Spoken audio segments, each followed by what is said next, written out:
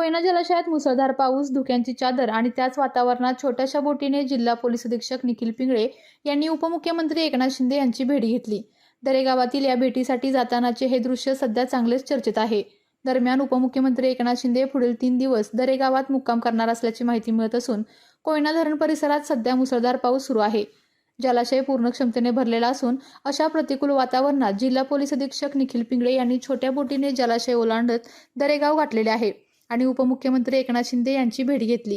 हे भेटीचे दृश्य अत्यंत आकर्षक ठरत आहे। डोंगरावरून टिपलेल्या व्हिडिओमध्ये कोयना जलाशयाचा अथांग विस्तार, धुक्यांनी वेढलेले डोंगर आणि त्यामधून पुढे सरकणारी छोटी बोट हे दृश्य लक्षवेधी ठरत आहे।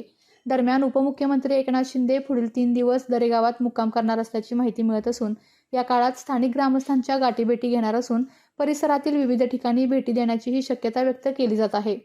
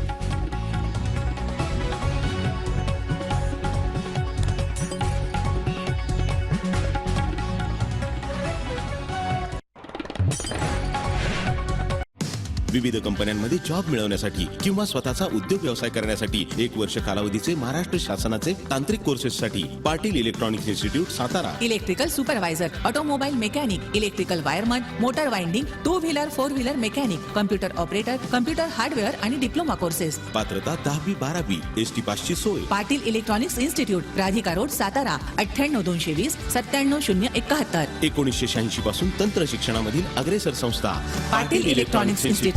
आपल्या तालुक्यातील जिल्ह्यातील बातम्या सर्वप्रथम पाहण्यासाठी आजच सातारा न्यूजला YouTube चॅनलवर सबस्क्राईब करा, लाईक करा, शेअर करा आणि बेल आयकॉन प्रेस करायला विसरू नका।